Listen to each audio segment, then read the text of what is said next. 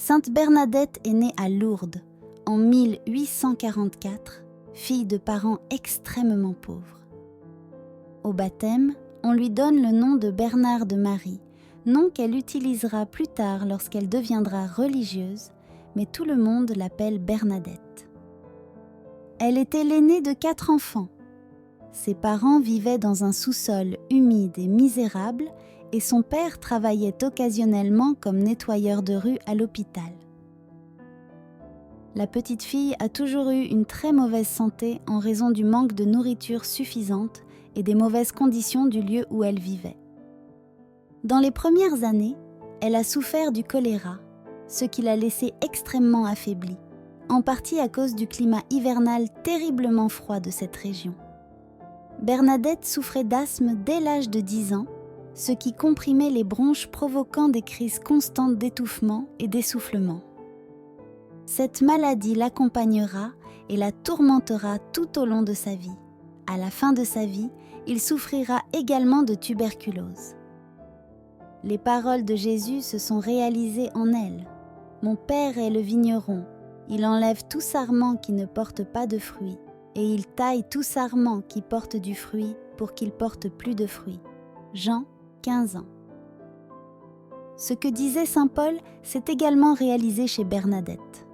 Dieu a choisi ce qu'il y a de insensé dans le monde pour confondre les sages. Corinthiens 1, 27.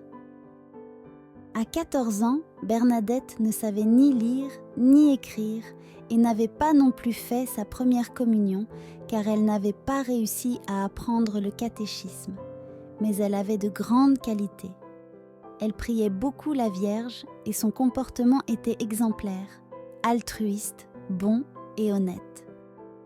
Un jour, Bernadette aperçut des moutons avec une tache verte sur leur laine et demanda à son père la raison de cette tache. Les moutons avaient été marqués en vert pour les distinguer des autres, mais le père répondit qu'ils souffraient d'indigestion parce qu'ils étaient pleins de trop d'herbe. La jeune fille se met à pleurer et s'écrie « Pauvres moutons, ils vont exploser !» Et puis son père lui a dit la vérité, lui avouant son petit mensonge. Une petite amie de Bernadette lui dit « Tu dois être bien bête pour croire que ce que ton père t'a dit est vrai. » Et Bernadette de répondre « Parce que je n'ai jamais menti et je n'imagine pas que d'autres puissent le faire. » Du 11 février 1859 au 16 juillet de la même année, la Sainte Vierge est apparue 18 fois à Bernadette. La Gospa lui a dit « Je ne te rendrai pas heureuse dans cette vie, mais je le ferai dans la suivante. » Et la vie de la jeune femme aussi. Après les apparitions, elle fut pleine de maladies, de difficultés et d'humiliations. Mais avec tout cela, elle acquit un si grand degré de sainteté que ce sera une énorme récompense pour le ciel. Les gens lui apportaient de l'argent après avoir appris que la Sainte Vierge lui était apparue, mais elle ne voulait jamais rien accepter. Notre-Dame lui avait confié 3 secrets qu'elle ne voulait jamais révéler à personne. L'un de ces secrets était probablement qu'il ne devait accepter d'argent ou de cadeaux de personne, et l'autre qu'il ne faisait jamais rien qui attirait l'attention sur lui. C'est pour cette raison qu'elle est toujours restée très pauvre et éloignée de toute exposition. Bernadette était toujours physiquement très fatiguée, mais après les apparitions, ses yeux avaient une splendeur que tout le monde pouvait admirer. Il lui était très difficile de recevoir des visiteurs car tout le monde lui posait toujours les mêmes questions et certains déclaraient même qu'ils ne croyaient pas ce qu'ils avaient vu. Lorsque sa mère l'appelait pour lui rendre visite, elle devenait agitée et fondait parfois en larmes. « Allez, » lui dit sa mère, « soyez courageuse !»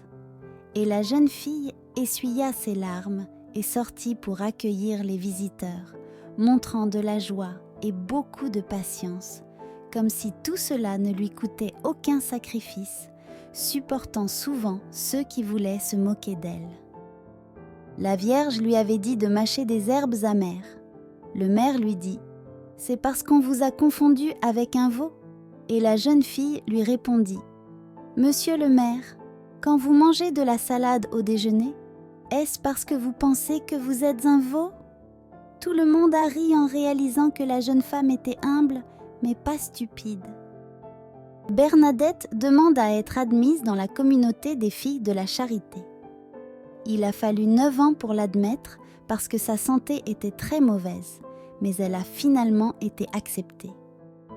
Après 4 mois dans la communauté, presque mourant d'une crise d'asthme, il a prononcé ses vœux religieux et, tout à coup, sa santé s'est améliorée.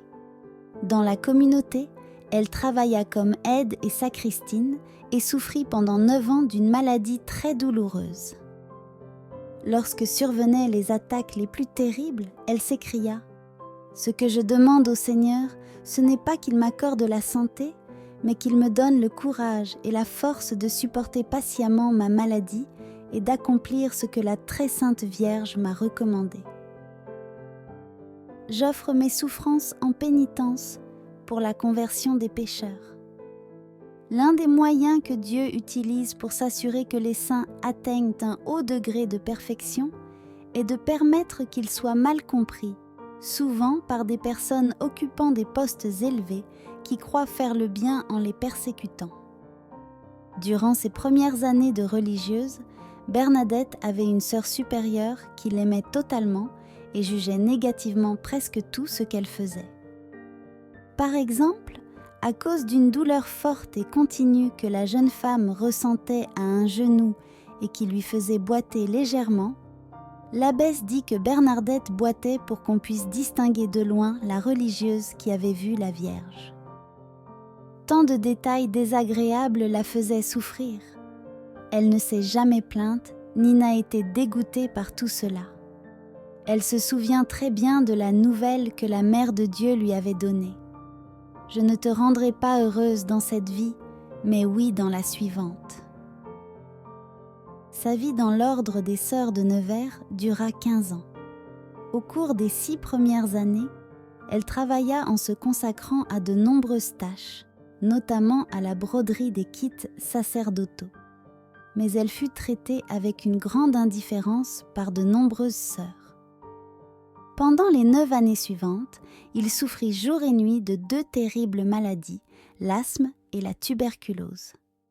Lorsque l'hiver arrivait avec des températures de plusieurs degrés en dessous de 0, il se sentait continuellement étouffé et sa vie était une douleur constante. Malgré son grand désir de revenir à Lourdes, Bernadette n'y est jamais revenue après sa dernière visite à la grotte avant de devenir religieuse. À ceux qui pouvaient passer sans être vus, il confiait « Quand vous aurez vu une fois la très sainte Vierge, vous seriez prêts à tous les sacrifices, rien que pour la revoir si belle. » Lorsqu'elle arriva à la communauté, elles rassemblèrent les religieuses et lui demandèrent de raconter à quoi ressemblaient les apparitions de la Vierge. Ensuite, ils lui ont interdit d'en parler, et pendant les 15 années suivantes, en tant que religieuse, elle n'a pas eu le droit d'aborder ce sujet. Ce sont des sacrifices qui préparent les saints à une place très élevée dans le ciel le moment venu. Peu avant sa mort, un évêque rendit visite à Bernadette et lui annonça qu'il se rendait à Rome. Il lui a demandé d'écrire une lettre au pape pour lui demander une bénédiction, qu'il lui remettrait lui-même.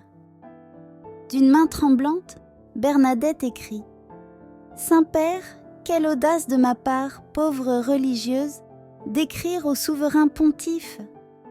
Mais l'évêque m'a ordonné de le faire, car il veut que j'aie une bénédiction particulière. » Au retour du voyage, l'évêque apporta à Bernadette une bénédiction spéciale et un crucifix en argent envoyé par le pape. Le 16 avril 1879, Bernadette s'écria émue. « J'ai vu la Vierge, oui, je l'ai vue, comme elle était belle. » Après quelques instants de silence, il ajouta « Notre-Dame, priez pour ce pauvre pécheur. » Et serrant le crucifix contre son cœur, il mourut. Il n'avait que 35 ans. Une foule immense a assisté aux funérailles de Bernadette. Par la suite, il commença à obtenir des miracles de Dieu pour ceux qui demandaient son aide. Le 8 décembre 1933, le pape Pie XI la proclame sainte. Il est important de souligner que l'Église catholique ne reconnaît certains miracles qu'après un processus d'examen rigoureux. L'Église veut être certaine que les guérisons sont véritablement miraculeuses et ne peuvent s'expliquer par des causes naturelles. Voici quelques-uns des miracles les plus connus de Sainte Bernadette reconnus par l'Église catholique. La guérison de Louis Bourriette, un aveugle qui a retrouvé la vue après avoir bu l'eau de la grotte de Massabielle. La guérison de Catherine Latapie, une jeune femme atteinte de tuberculose qui a été guérie après avoir prié devant la statue de Notre-Dame de Lourdes. La guérison de Justin Bouhor, un enfant paralytique qui a retrouvé l'usage de ses jambes après avoir été immergé dans l'eau d'une grotte. La multiplication des hôtes. Lors d'une communion, Bernadette distribuait plus d'hosties qu'elle n'en disposait. Le parfum des roses. À plusieurs reprises, un parfum de rose flottait autour de Bernadette dans des endroits où il n'y avait pas de roses. Les miracles de Sainte Bernadette sont un signe de sa sainteté et de son intercession auprès de Dieu, mais aussi une invitation à croire au pouvoir de la foi et de la prière. En plus de ces miracles, Sainte Bernadette fut aussi une intercesseur pour de nombreuses grâces et guérisons inexplicables. Sa foi et son humilité continuent d'inspirer des millions de personnes à travers le monde. Si vous avez apprécié la vidéo, n'hésitez pas à aimer et à vous abonner à la chaîne, sauf si vous l'avez déjà fait. Merci beaucoup pour votre importante contribution. À bientôt